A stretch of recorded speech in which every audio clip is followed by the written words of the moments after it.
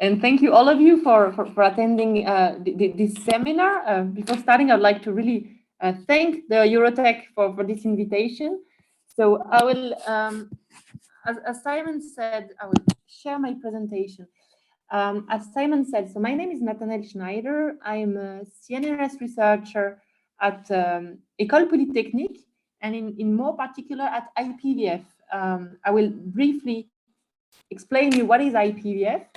And then for the next 40 minutes, what I would like to show you is how one specific thin film deposition method, that is atomic layer deposition, because of its specificities, it can really help solve some of the issues or challenges we are facing today in photovoltaics. So before starting, I wanted to briefly introduce you IPVF. So IPVF is located actually on the campus of École Polytechnique. It stands for Institut Photovoltaique d'Île-de-France, and really the ambition of this institute, that is a Transition Energy Institute, is to lift the technological locks and develop new materials. It's more specifically for photovoltaics, and but more in general also for any issues related to the energy transitions. And to do this, we actually have this institute with about 200 people, with lots of very nice technical platforms. And we have different research teams coming from both academia, so École Polytechnique and CRS, like myself, but also from the industry. So we have EDF, which stands for Électricité de France, which is the main electricity provider in France. We also have Total, Ribert, and Oriba. And so we gather all those people, and there is like 4 main activities at IPVF. The first, that is the core, is really the research, where the idea is really to be able to develop the next generation of photovoltaics devices.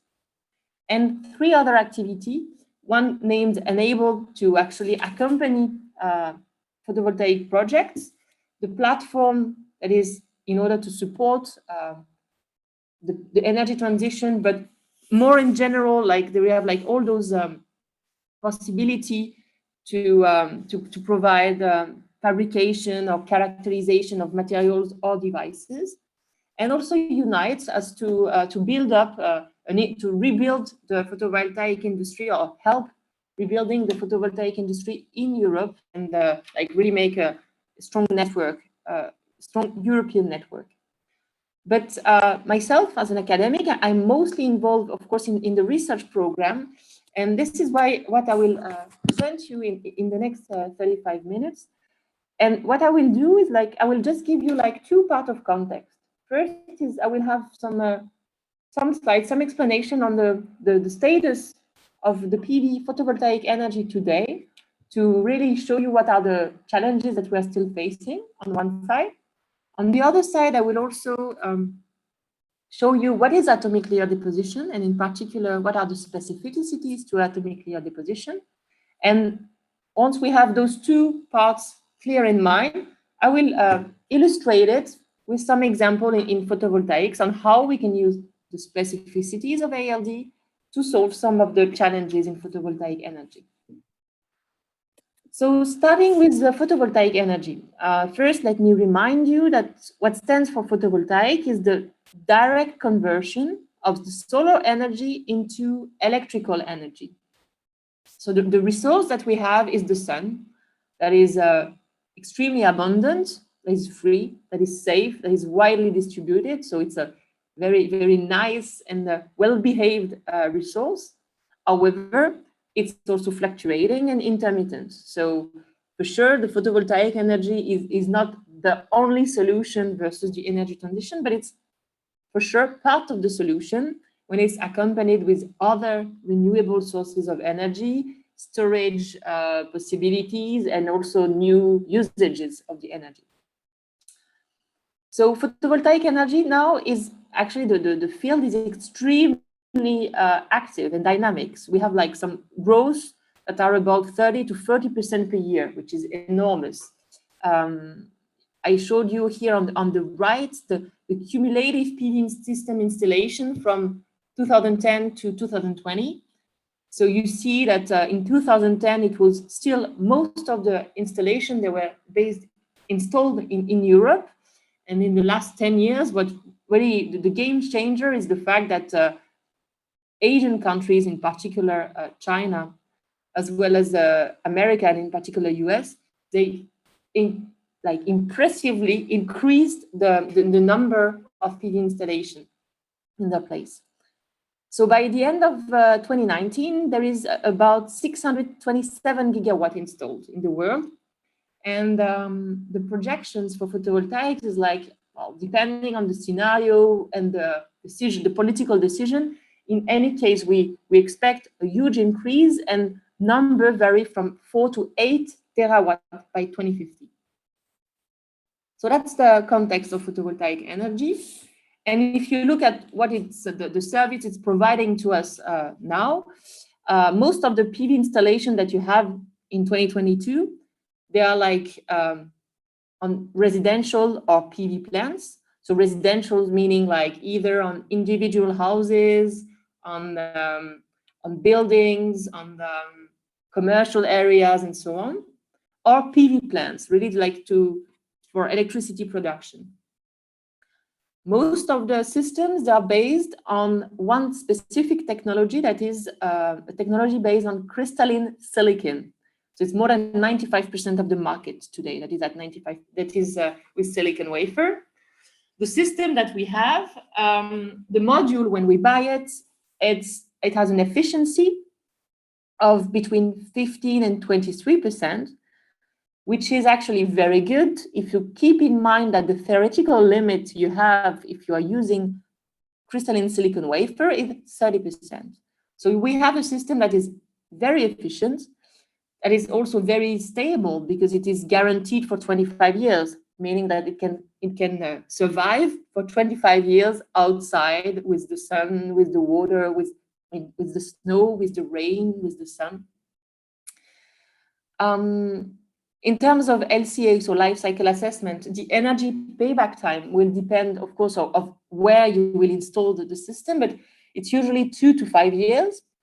And when it comes to cost, it's actually reached the grid parity in several countries today. So I've shown you here examples. So you see on the top middle a solar cell based on silicon wafer.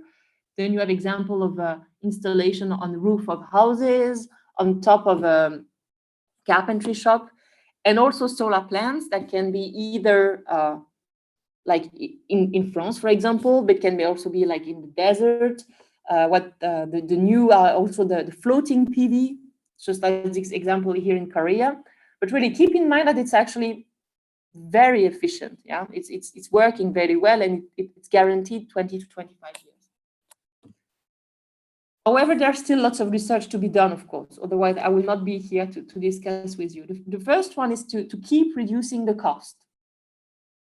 The second one is, if you remember the projection I gave you, like 4 to 8 terawatt by 2050, actually, we are not capable of producing such a huge volume of PV installation.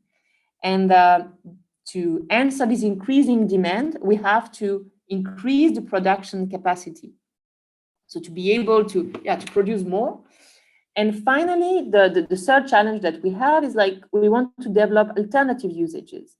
For instance, there are many efforts today in what's called BIPV, for building integrated photovoltaics. This being, for instance, windows, like you see in the Berlin Central Station. This could be tiles, what you see on the bottom right. People are also looking at other applications such as agri-photovoltaics, or having flexible systems so that you can deploy your PV, the PV modules quickly, or you can implement it into fibers, textiles, and so on. So really, there is this demand for alternative usages. And eventually, how it translates in terms of technology, what I've shown you before was the silicon wafer. And you have here on the bottom left, the typical architecture of the standard solar cell with what's called ALBSF, or aluminum back surface field. So this is the standard solar cell, but if we want to keep reducing the cost and improve the capacity, then we have to change the paradigm. We have to change the architecture. Before changing, maybe I can just briefly remind you how a silicon solar cell works. So I took the example of another solar cell, which is based on perovskite. The idea is like you have this material in any case that will absorb the light. So it's typically a semiconductor. It will absorb the light directly from the sun. It will generate whole electron pair.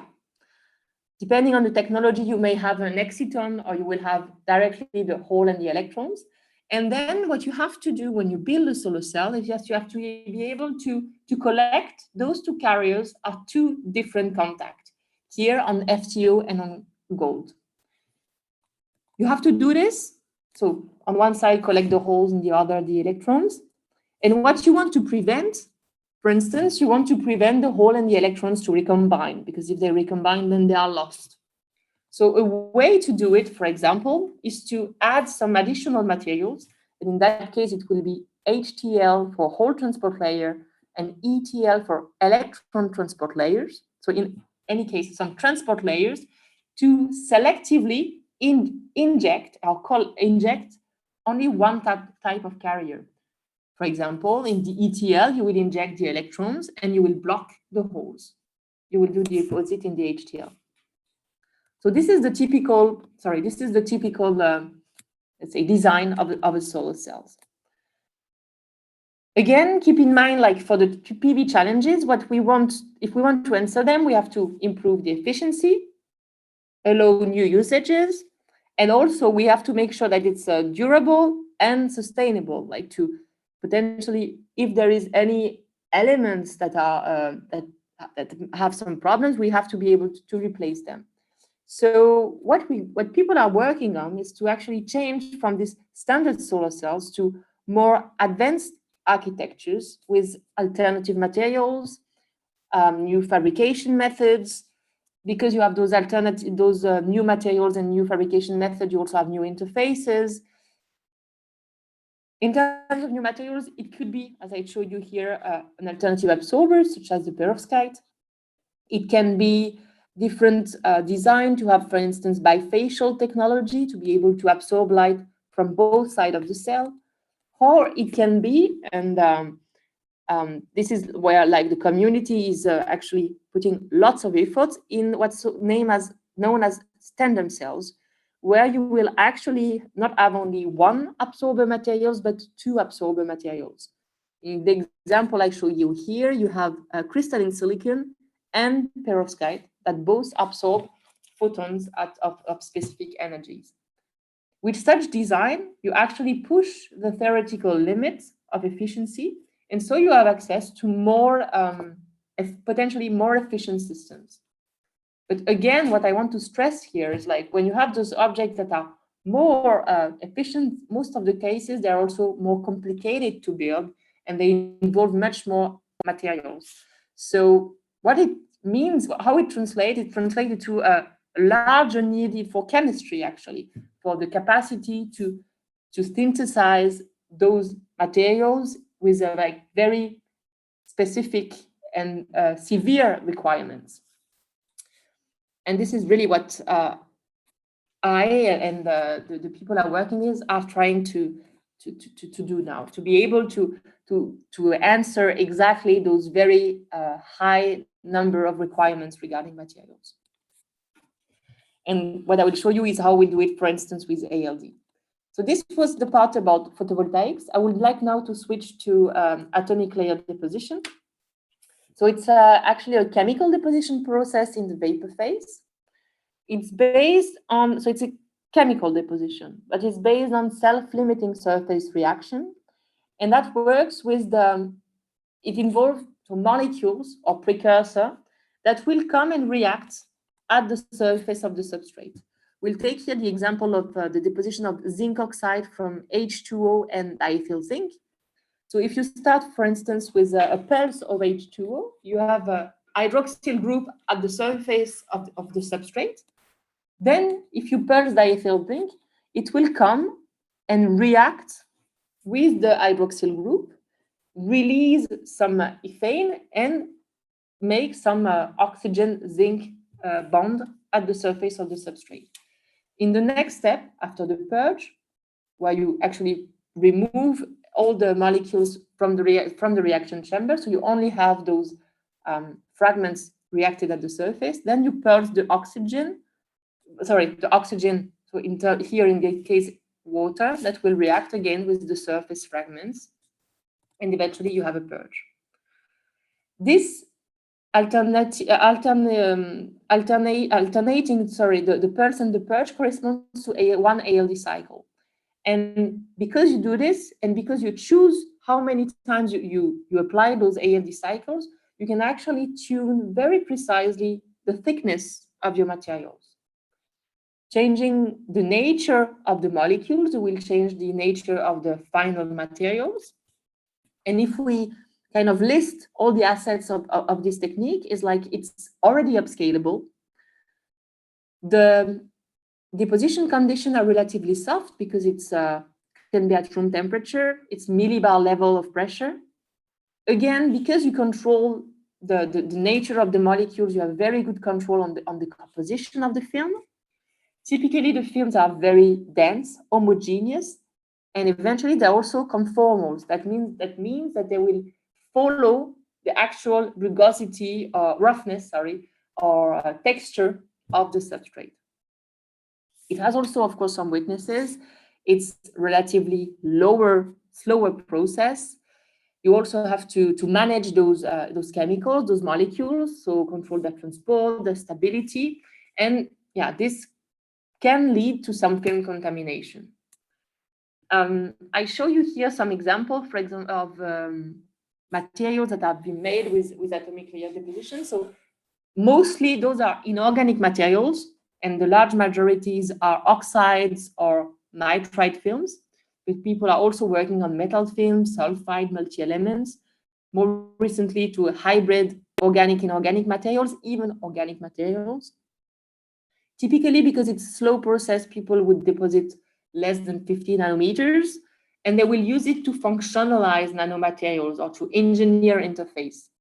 So as I said, I've shown you like two examples here. One is a nanolaminates of, I think it's aluminum oxide and titanium oxide system, where you can see that people could control very precisely the thickness of each layers. Or here, titanium oxide, like 10 nanometer titanium oxide, has been ground on the carbon nanofiber. It's not nanowire, it's actually nanofiber. Sorry, there is a misspelling here. So it's on the fiber, and what you can see is like we conformally deposit the titanium oxide on the carbon fibers. So if I list the specificities of ALD, it's really the fact that you have like soft deposition condition. You have a very good control over the composition of the films that are dense, that are homogeneous, and that are conformal. And this can help solve some challenges of photovoltaics. And I will show you like now 3 examples. First, where we could use ALD to precisely control the property of the films. Also, where we took benefit of the conformality of the films, and eventually how the fact that we have pinhole-free and dense films is also very useful when it comes to durability and the protection of the PV devices. So the first example that I will show you is related to how to improve the efficiency of photovoltaics. And I will take the example again of perovskite solar cells. So for those who are not familiar with that technology, it's a relatively new technology that has been booming for the last 15 years. And in a very traditional architectures, you would have a perovskite solar cells that is stacked between an HTL that is spirometal and an ETL that is a bilayer of titanium oxide, compact and mesoporous titanium oxide. And then you have 2 electrodes of gold and FTO. However, people are trying to replace this bilayer of titanium oxide. And one of the candidates that has been considered is the zinc oxide, because zinc oxide can also behave as an ETL. However, people have noticed and reported some instability between the zinc oxide and the perovskite. In particular, there have been shown that there were some acid-base reaction between the zinc oxide at the interface, between the zinc oxide and the perovskite. Hence, we've decided to prevent this, and we've been working on how to deposit zinc oxide by ALD, but also modify its surface to prevent such acid-base reaction. And we modify the surface by different phosphonic acid derivatives that we deposited by a simple chemical decay. So the phosphonic acid derivative that we've chosen, first we've chosen phosphonic acid because we know it's a good anchor on zinc oxide. Then we choose like two different spacer. Sorry, it's represented here. Two different spacer being an alkyl, so just a alkyl group, or a phenyl group, to see if there would be any effect of some pi-pi stacking due to the phenyl group. And eventually, as terminal group, either mesomeric a donor or acceptor system between fluoride and amino groups. So we have those 3 molecules. And what we did first is like we worked on zinc oxide and looked if we successfully could graft the phosphonic acid derivatives. So we quickly looked at it by the observation of the contact angle, and later on to understand better the nature of the modification, we did, for example, some ATR FTIR, where we could identify the characteristic chemical groups, being the phosphonic, the PO modes, when there is amino or carbon fluoride a bond, as well as the carbon and C double bond C groups. So what we saw actually is like they seem to be molecule grafted in the 3 cases. However, the relative intensity of the signal are different. And in particular, in case of AEPA, so it's the amino-ethyl phosphonic acid, we seem to have a very, very thick layer, as we have lots of signals in the ATR FTIR. To go one step further in the understanding of those systems, we used angle resolved XPS. So for those who are not familiar, the idea of angle resolved in XPS is really to be able to detect the relative depths of chemical elements throughout the layer.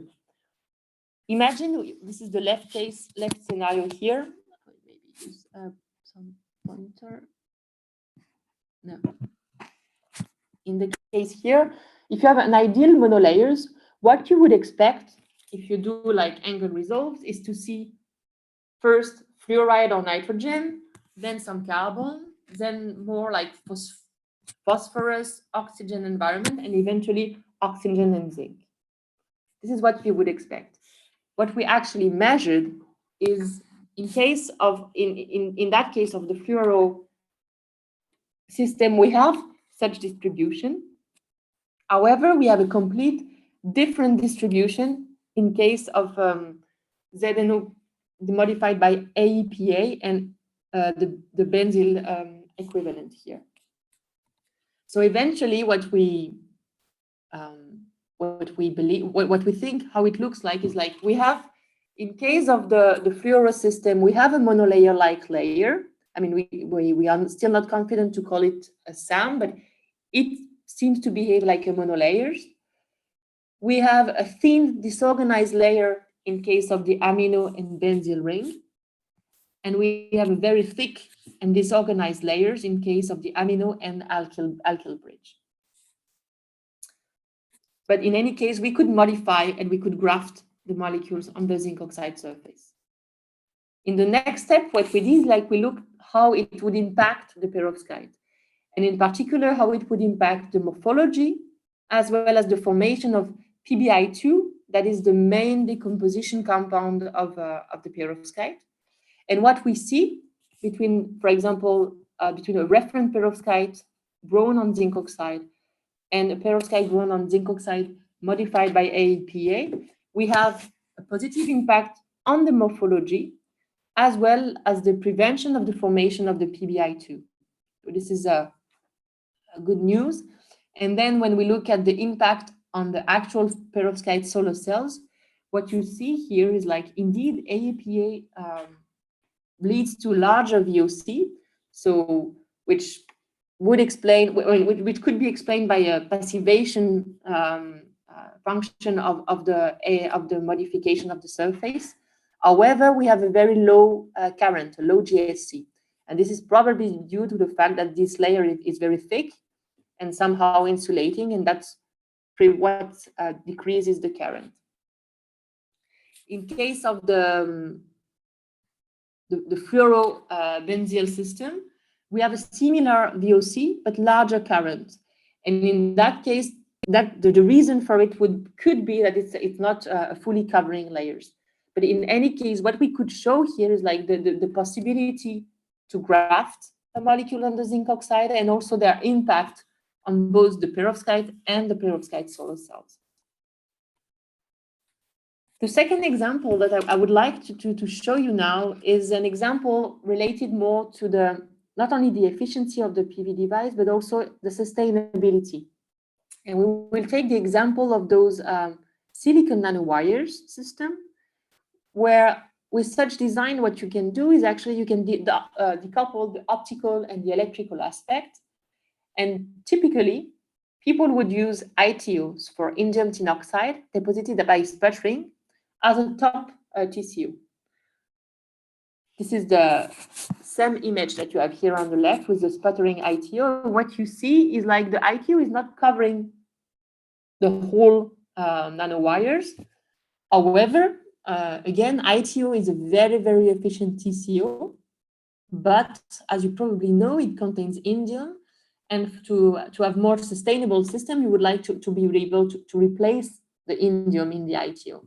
So in other words, what we have here is a system where we need to replace ITO by other materials. And we also have to choose a method that is more adapted to nanostructures. So to replace ITO, what we propose is to use zinc oxide-based materials, because it's known that you can dope zinc oxide with several doping atoms, potentially aluminum, gallium, magnesium, titanium. And for the method, we actually propose to use atomic layer deposition because we know that it's a conformal technique. So what we did is like we developed the process for the preparation of titanium doped zinc oxide that had been already reported in the literature by ALD, but never actually applied as TCO. So this is what we did, and that will be also the opportunity for me to tell you a bit more how it works actually, the ALD. If you remember well, I told you it's a chemical method. So for example, here we have diacyl zinc, two precursor of zinc. We have tetraisopropoxy titanium as a precursor for titanium, and we have H2O, so water, as a source of oxygen. To build up this titanium doped zinc oxide, what we will do is like we will do several cycles of zinc oxide, and sometime we will insert a growth cycle of titanium oxide. This is known as the super cycle strategy. So just by inserting some doping cycles inside the zinc oxide. Typically, there will be always some optimum to find in terms of both the supercycle values, the film thickness, but also, and this is where we were maybe more original, also in the introduction of the precursor. Introduction of the precursor being zinc oxide, being H2O diethyl zinc, or the opposite. In other words, which would be the status of the surface when you pulse each of the precursor. In any case, so we optimized all those parameters to, as we wanted TCO, maximize the electrical conductivity and also the transparency. To go a bit further in understanding the growth mechanism, typically what people would use and what we use is known as a QCM, for quartz crystal microbalance. So the principle of it is you have this quartz crystal that has a typical vibration frequency, and this vibration frequency would depend on the temperature, but you would know this temperature because it's the reactor temperature, and also the mass and the type of material that are depositing on top of the crystals. And doing this, we can actually follow the ALD growth. For example, here, when you do the zinc oxide, you see you have the alternating H2O and diacetyl zinc pulse. And what you see, you observe by QCM a variation of the mass during the H2O pulse and during the diacetyl zinc pulse, okay? Titanium oxide, you would do the same. During the pulse of the titanium, you have an increase of the mass, and then a decrease of the mass after the pulse of the H2O. The next step that I will not get into detail here is to actually write down the chemical reactions to try to understand what is actually going, how many ligands are exchanged during each steps, and so on. What is important, what is interesting here is, for example, if we start to modify the sequence of introduction of the precursors, you will see that, for example, you would have here a pulse of titanium after diethyl zinc or after water. And what you see is like the mass variation, the mass gain will be strongly impact whether it's H2O and diethyl zinc. And again, this will also impact eventually the final properties of the film. So really there is a whole growth mechanism study that is done to understand the growth of the materials, because we know that eventually that's what will explain the final properties of the film. I will not go into more details. I will go to the application of these materials as a top electrode in silicon nanowires. And first, what you see is like, unlike sputtering ITO, when we have an ALD deposition, we have a conformal coverage of the silicon nanowires. And eventually, when you look at the photovoltaic performances, we have a much better EQE, so external quantum efficiency. And we explain this by the fact that really the conformality allows you to prevent, to reduce the absorption losses and improve the charge collections. So there are still some resistive losses, and we are working on new architectures to prevent those resistive losses. But in any case, what we have shown here is like the applicability of ALD TZO as a transparent conductive oxide. And yeah, this was working for silicon nanowires, to any, texturized systems, but it has also large potential for any other devices. Okay, so that was the second example. And in the third example, what I would like to discuss now would be rather on the durability and the new usages of photovoltaics. Again, PV modules, when you sell them, they have to guarantee 20 or 25 years. To make sure that it can be guaranteed that long, the providers, they cannot wait for 20-25 years. So what they have is like they have all those system of accelerated aging test that corresponds to IEC standards. And the very common test that people would do is named the damp heat test, so DHT, which corresponds to leaving the modules or the system at 85 degrees and 85% of relative humidity. And you leave this for 1,000 hours, 2,000 hours. And because that would accelerate the actual degradation of the system. So we've been working on those protection of PV devices, and I will show you an example related to perovskite solar cells as well as CIGS mini modules. So first, for the perovskite solar cells that you've seen before already with the zinc oxide. So what I didn't mention at that time is like really the challenge of perovskite from the beginning has been the stability. In particular, the intrinsic stability, because in the first system that were reported, it was based on this methylammonium lead iodide composition, and itself, intrinsically, it was not very stable. So there's been lots of improvement in terms of the intrinsic stability by tuning the nature of the transport layers, tuning the composition of the perovskite and so on. But there is another source of instability, that is the extrinsic instability, so the impact of water or oxygen. People usually protect them with polymer films or glass systems or different resins. But what we thought is that actually, if you look at the perovskites, typically they are very temperature sensitive systems. And in that sense, they have a similar restriction than OLED, so organic LED.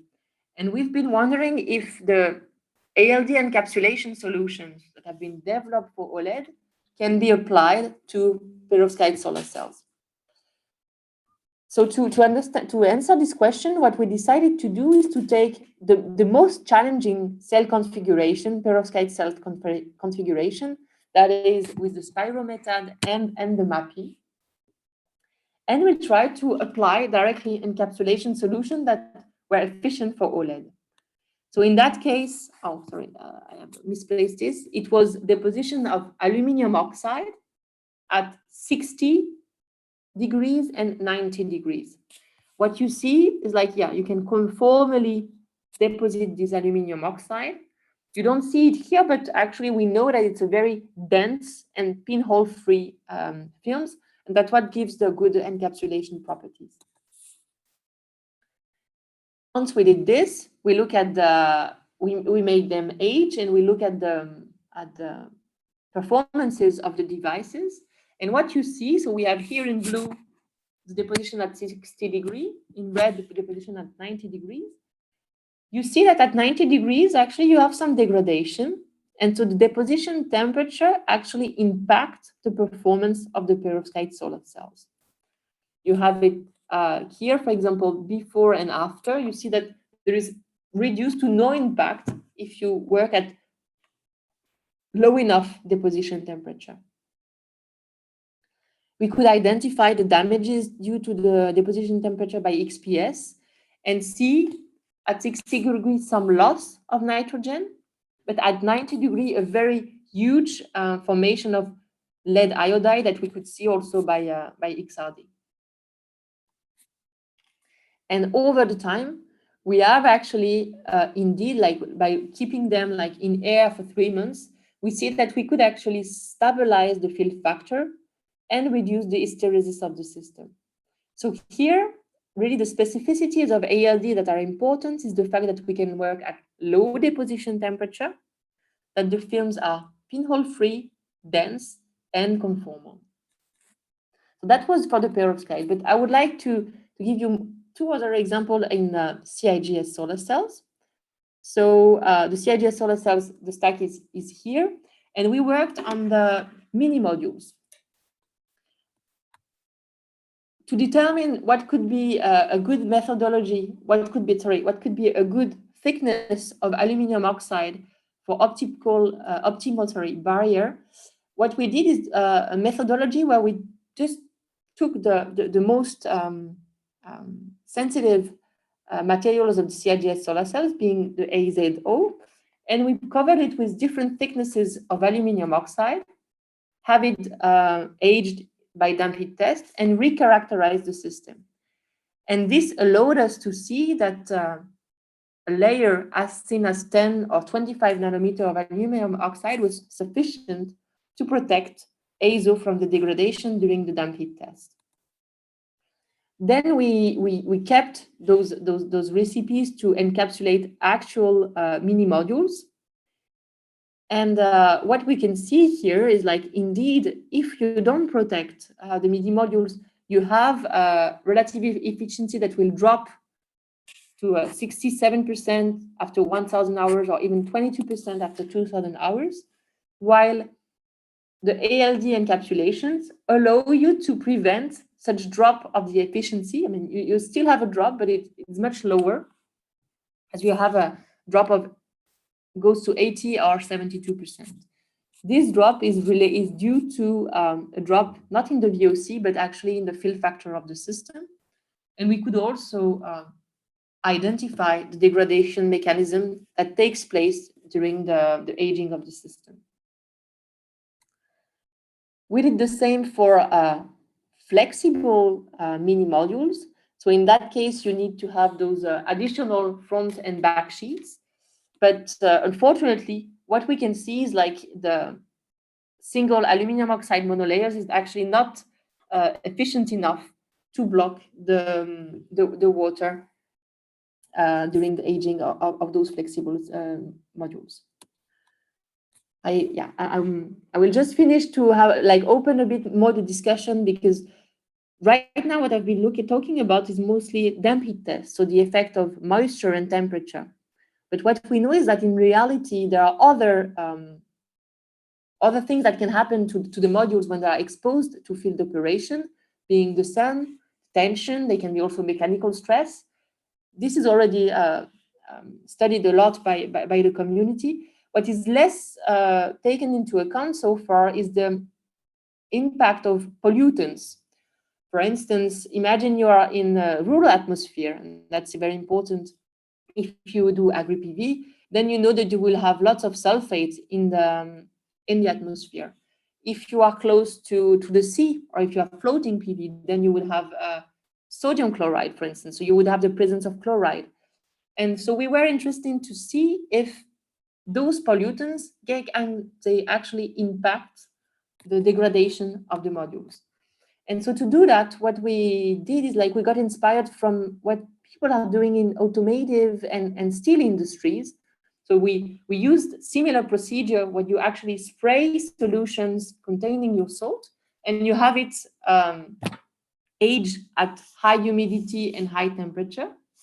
And so we use those protocol to look at the effects of a rural atmosphere or marine atmosphere on azo. And so we took azo with thick layers of aluminum oxide that we knew would pass the damp heat test. And what we see is actually that even though it could pass the damp heat test, if you now use some pollutants, actually in case of a rural area, you would have complete degradation if it's not encapsulated, and still degradation if it's encapsulated. While for sodium chloride, it's the same. You would have also the degradation.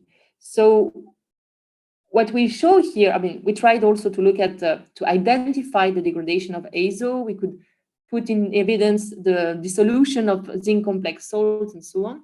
But really, I think that the message I have here is only that what we showed here is like the degradation by atmospheric pollutants should not be neglected in general, and for both non-encapsulated and encapsulated systems.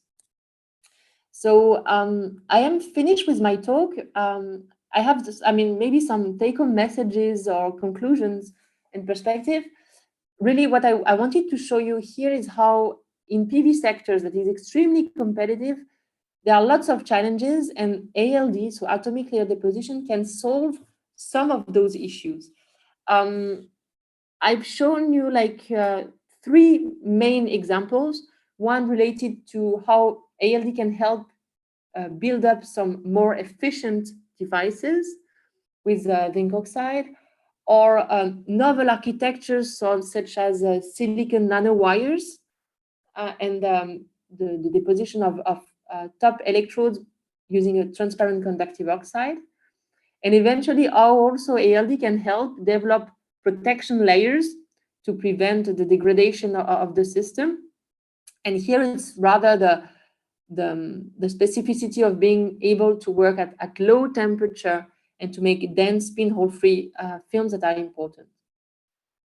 Still, for those 3 examples, there are like many improvements that we are currently working on. For instance, for the protection layers, we are working on multi-layers as it's done in OLED to actually improve the barrier properties of the systems.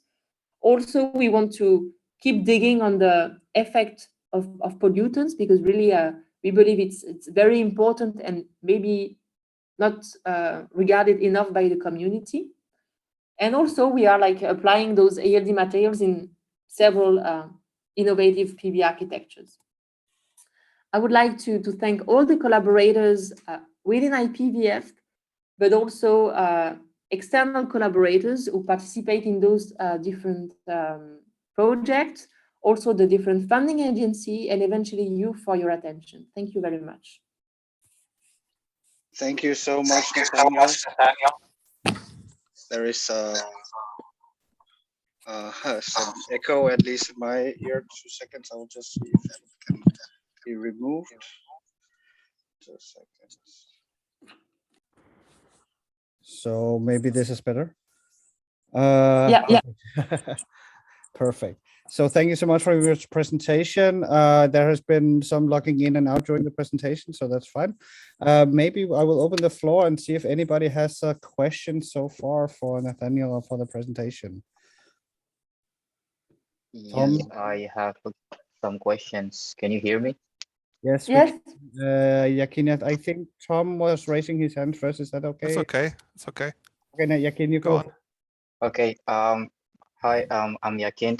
I have questions. First is about the requirement of the substrate before you do the ALD. I mean, does the same ALD process result like a different thin film if you deposit on like different substrates? Because in that case, I mean, in solar cell, for example, you show that you could deposit on top of a glass or on, let's say, metal oxide. You do ALD on, let's say, organic layers. So what is the requirement for the substrates to have a successful thin film depositions? And Okay, that's actually a very good question. Indeed, ALD, it's a chemical deposition method. That means like it relies on the chemical reaction between the substrate and the molecule. So depending on the substrate, you would have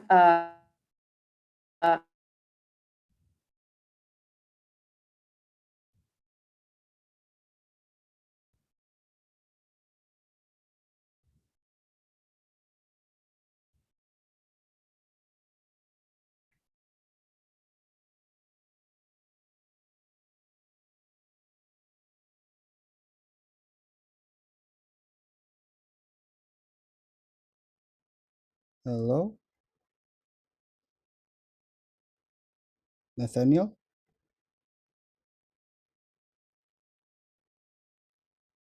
Tom, I think you are muted. Are you back, Nathanaëlle? say like people are back, using Nathanaëlle? this to do area selective ALD. So to be able to selectively locally deposit films. Okay. So eventually to answer the questions, depending on the substrate, we would always also look at those first steps, those what's named as nucleation, to understand exactly how it grows on each type of substrates. I see. Yes. Okay. Another question. You show that you managed to deposit, let's say, zinc oxide on perovskite layer, and how do you achieve like high crystallinity zinc oxide without high temperatures? I mean, usually like with zinc oxide or any metal oxide, you need like high temperatures deposition, let's say above 200 degrees Celsius, but it's not going to be the case for perovskite. So how do you achieve that? Yeah. So first, actually, in the example I've showed you here, the perovskite was deposited on top of the zinc oxide and not the opposite. So okay. meaning like we could have worked at very high temperature to have highly crystalline zinc oxide. But in reality, in most, I mean, before ALD was known as atomic layer epitaxy, but in reality, the films that you would get, they are either amorphous or polycrystalline. And in most cases, it's still okay in sense that they still have good enough properties. And so eventually, it's very true that if you deposit on perovskite, and people do it, and we also do it, you would have some temperature restrictions. You would also have restrictions related to the chemical reactivity of the precursor with the perovskite.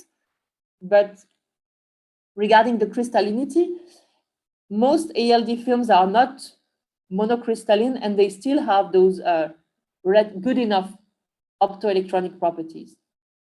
So somehow we don't need to have those highly crystalline systems. Okay, thank you very much. You're welcome. Thank you. And now it's your turn, Tom. Sorry. No props. So thank you very much for this interesting talk. I'm not a solar cell guy, but I have a maybe quite silly question. But as far as I have learned today, so the more efficiency you like to produce or like to have, the more complex the systems are in general. So you need more and more efforts to get more efficiency out of a solar cell. So are there any chances to reduce this complexity anymore, or is it still an ongoing process that you always have to go in one direction? Because that will make the devices more complex, more expensive, and whatever. Yeah. Yes, sure. Okay, this is not a naive question at all. Actually, it's a very good question. Really, what I would like to, first, you have to keep in mind that what we have today works very well. It's already, I mean, there are still lots of improvements, but it's very cheap. And if you use only one absorber, then the theoretical efficiency in case of silicon would be 30%. And we can buy modules at 23% efficiency. So you can really see how, sure. Yeah, it's really, really good. Yeah. So what the community is looking at in particular today is what's known as tandem cells. So it's combining silicon with a different absorber. Typically, it would be a different semiconductor with larger gap. And people are looking, for instance, in combination of silicon with perovskite, or silicon with CIGS, or silicon with 3,5 materials. But indeed, this adds complexity to the system. So this adds more materials. And this, I mean, if we think about the cost, of course, this will impact the cost of the system. However, if we think about the large picture of the PV installation, you have the cost of the module, but you also have the cost of what's known as BOS, for balance of systems. Balance of systems being the price for installing, for all the electric component that comes around the modules. And in the past, so 15 years ago, 2/3 of the total price was due to the modules. Today is less than 30%. What it means is like the price of the modules really dropped very much, while balance of systems not so much. So if you want to actually reduce the cost of the PV installation in general, the only way to do it is really to improve the efficiency of your module, because you will keep the same balance of system, but you will be able to produce more. In terms of cost, maybe the module will be slightly more expensive, but on the general envelope of the system, it will be very small. And also, because you will be more efficient, eventually you will be cheaper. Okay? All right. Okay. Thanks. You're welcome. Are there any more questions? Doesn't look that way. I also think we've used our time. Nathanaëlle, thank you very much, and happy to be able to host your first presentation here. Maybe not the last, who knows? We will be back with a new session in 2 weeks, and until then we will publish this presentation on our website and on YouTube. And if you have any questions, please feel free to contact either me or Nathanaëlle. All the best and have a nice afternoon. Thank you very much for the invitation again. Bye. Thank you. Ciao.